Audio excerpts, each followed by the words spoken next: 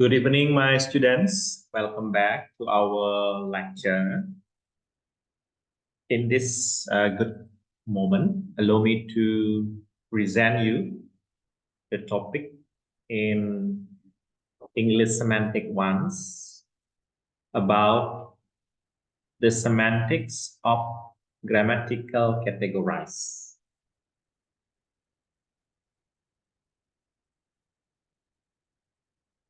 Let's start our discussion by discussing about the semantics of parts of speech. Analyzing a language grammatically involves analyzing it into a variety of elements and structures.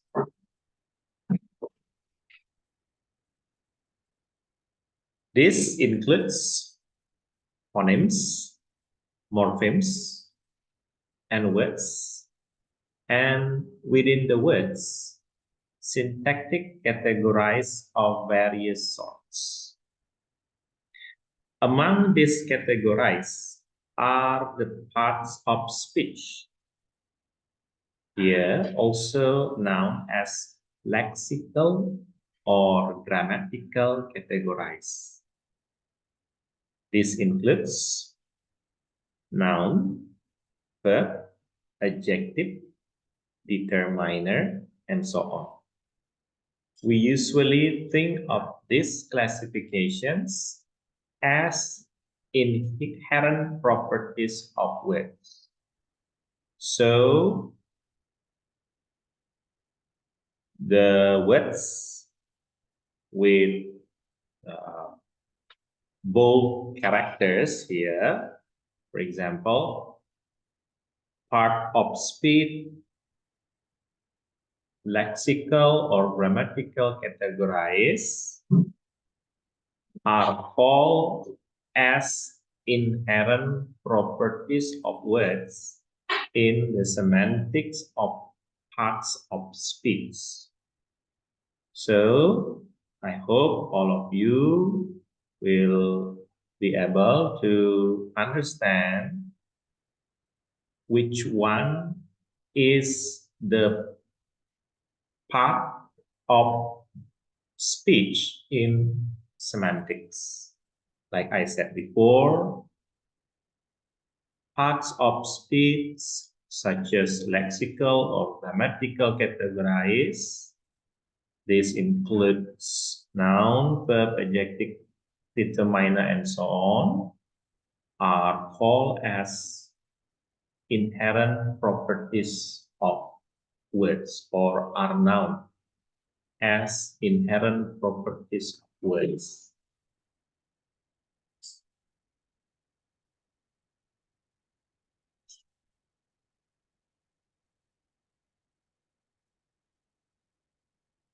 Next, the second one, we will talk about variation in parts of speech system. The languages of the world show some variation in what parts of speech their grammars contain. In a typical sentence of any language, we can identify constituents which are translated by and seems to function in a similar way too. Nouns and verbs in English or other familiar languages. But whether we want to call these words noun and verbs depends on a number of considerations. Some researchers deny that there is any meaningful sense in which those two parts of speech can be said to exist universally. Okay, here we specifically study about variation in parts of speech system. Here we also find out what we call as the constituents. And they are translated to function in a similar way to nouns and verbs in English or other familiar language or other familiar languages. And also here we highlight what we call as the kinds of words, including nouns and verbs, that depend on a number of considerations. And also some researchers deny that there is any meaningful sense in which those two parts of speech can be said to exist universally. So nouns and verbs here are said by some researchers that they have the universal existing. Okay, the existence of those kinds of words are universal.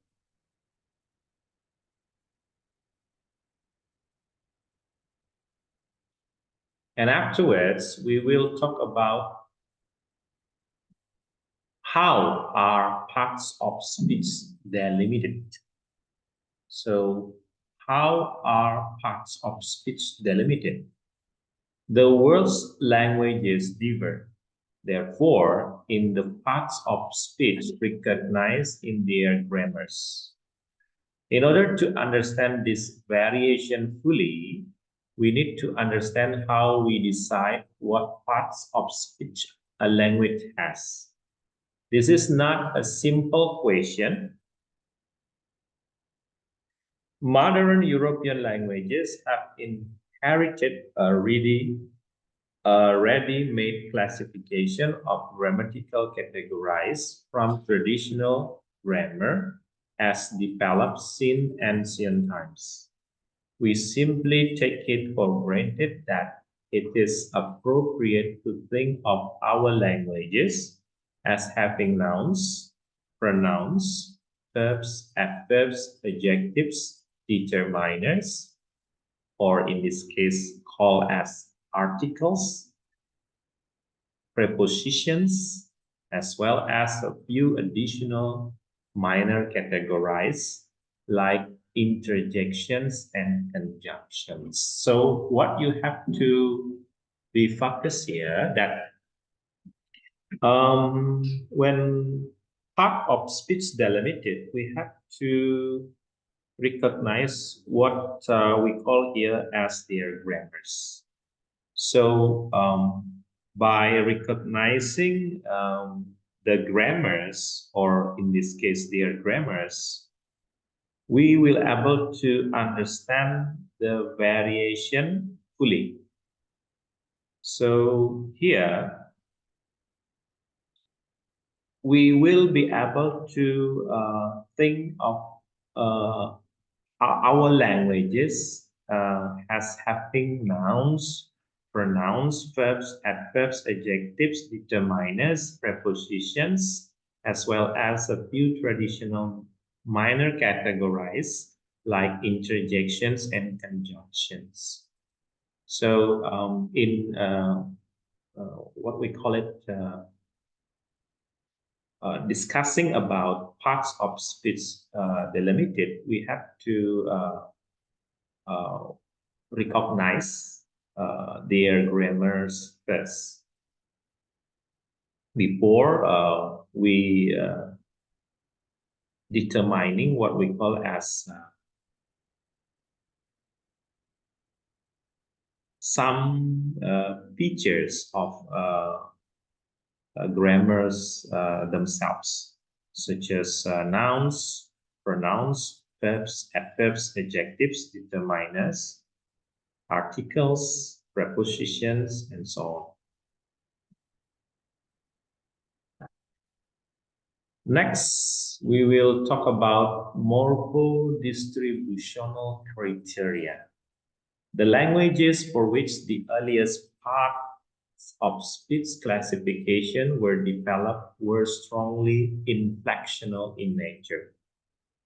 In both Latin and Greek, nouns and verbs took two entirely different sets of suffixes.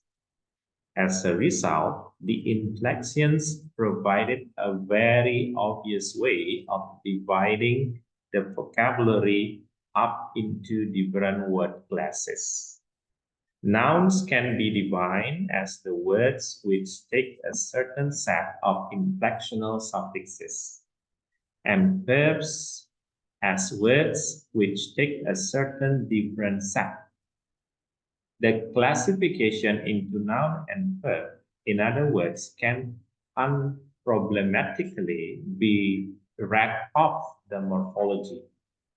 And if we ever have a doubt about what part of speech a given word belongs to, we can quickly resolve it by checking which set of inflections it took. So here, in understanding about morphodistributional criteria, we have to know firstly about the inflectional in nature. So what is inflectional? In both Latin and Greek, it refers to nouns and verbs that took two entirely different sets of suffixes.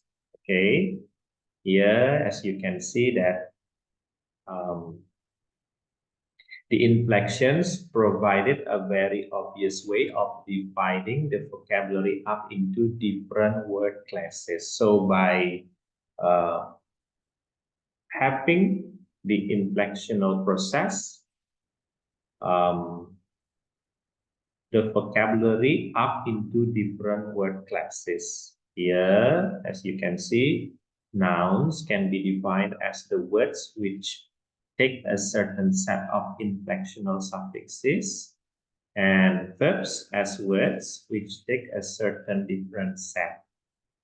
So the classification into noun and verb,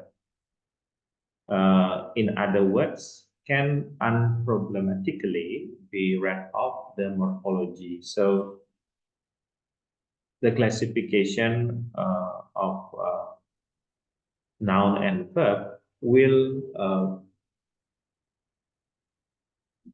arise what we call as the morphology study or the morphology analysis. Okay, and I think that the inflectional process will give rise to what we call as the uh, classification of noun and verb as what we call the different word classes, especially. And the last one we will talk about or we will discuss deeply about the semantics criteria. One particularly obvious way of delimiting the categories is on the basis of semantic criteria. In other words, on the basis of commonalities in the meanings of words in any given class. This may well have been the way you yourself were first taught to think of major parts of speech like noun, verb, and adjective or adverb. The following set of traditional definitions are representative of semantic interpretation of the parts of speech. For example, here, as you can see below, noun in the bracket substantive. It refers to word used as the name of a living being or lifeless thing. And then verb, it includes word which denote action or a state of being. And the last one, adjective, it includes word which denotes a property or characteristic of some object, person, or thing. So here, what is the essential point in semantic criteria? You have to know first about part of speech, or in this case, it is called as a major part of speech, like noun, verb, adjective, or adverb. So by knowing the major part of speech, we can identify what we call here as the semantic criteria. As you can see below that categorizing the semantic criteria, we have to know what we call as the basis of commonalities in the meanings of words in any given class. Okay, and then the example of noun, verb, and adjective, and also with the definition of them.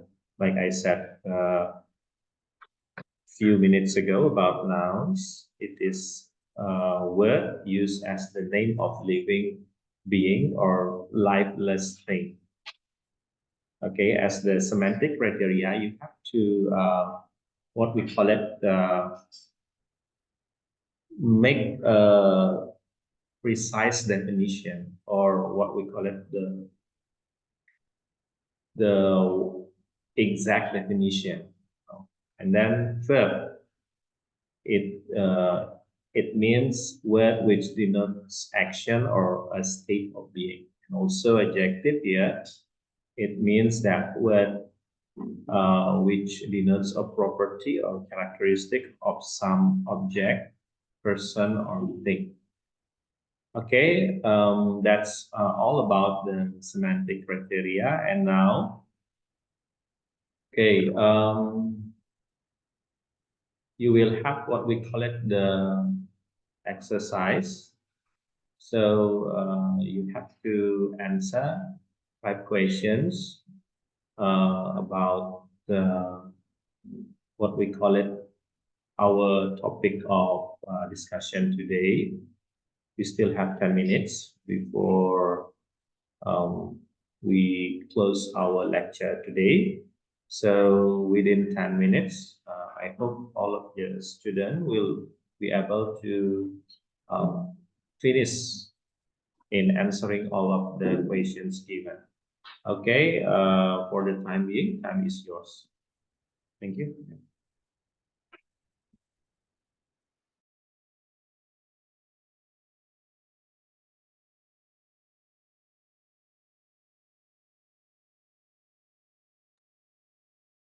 And also to make you answer it easily, or to make you answer it, what we call it, to make you easier in answering all of the question, I'll send the material of our lecture today.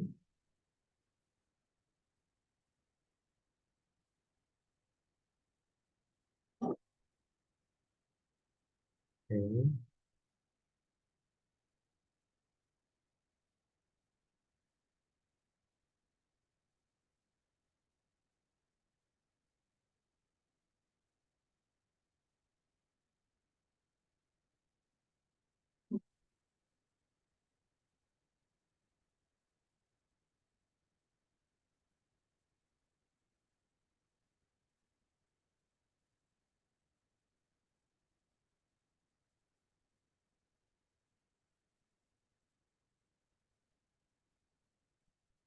Okay, please check our WhatsApp group number. The material has been sent, and you can read or reread it to find out the best answer of the questions given. Time is yours. Good luck. Can I answer it, Pak? Um, I'm sorry, you have 10 minutes in Okay, sorry. in choosing the best answer for every questions given.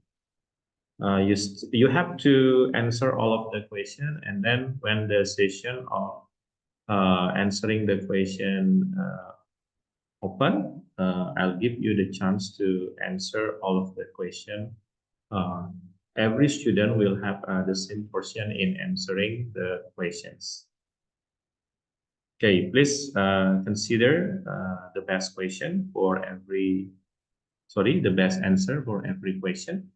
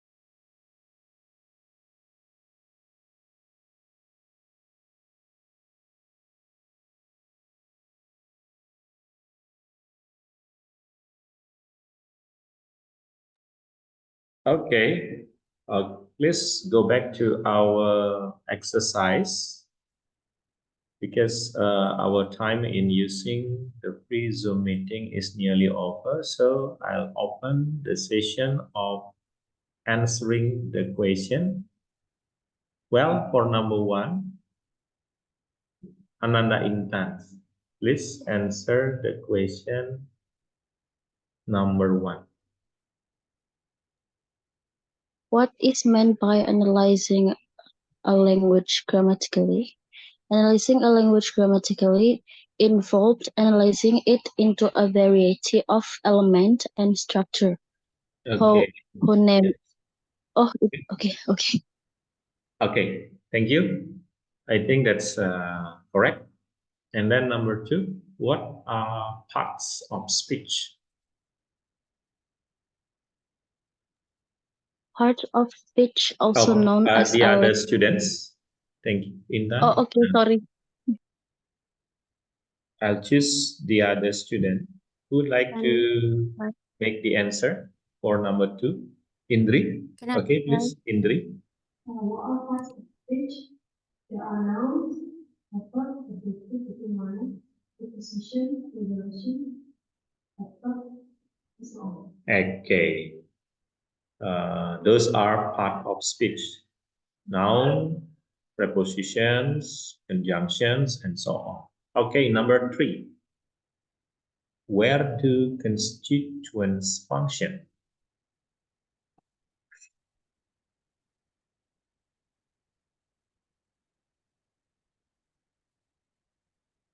Okay, what is the answer for number three? Other than Intan and Indri.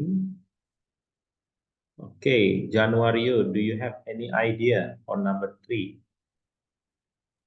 Uh, okay, sir. So please answer the question number three. Okay. Can you hear my voice, sir? Where do constituents functions? Okay. Can you hear my voice? Yes, I Okay. could hear your voice well. Okay. The question is where do constituents functions? Uh, the co- we can identify constituents through these words, nouns, and verbs. Where? The question is where. I thought the question is where, not when. Where do constituents function? Okay, who would like to help Januario in making the correct answer? Can I try, sir? Okay, please, Mr. Gede. Where do constitutions functions? We can identify constitution in which are translated by. I'm sorry, I'm afraid. We can, So, we can identify constituents in which are translated by. okay, I'm sorry, your answer is incorrect. Incorrect. I'm sorry, I'm Sorry. afraid. Maybe you have to think about another one for the correct answer. Number three, number four, and number five will become your homework because the time of using Zoom meeting will be over, okay, for about 5 minutes. As usual, before I end up the meeting, I'll send the link of the attendance. And please check your chat column to find out the link of them. Okay, please hold a minute.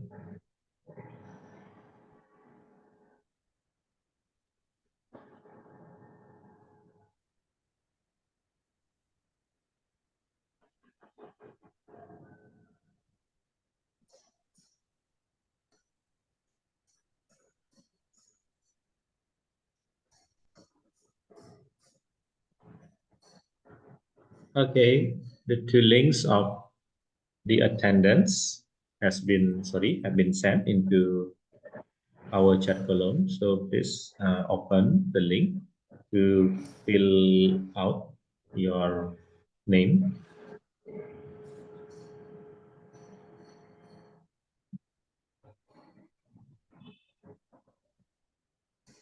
Okay, once again, I'd like to inform you the rest or the remnant will become your assignment. So please submit the rest or submit them into our eCampus platform at least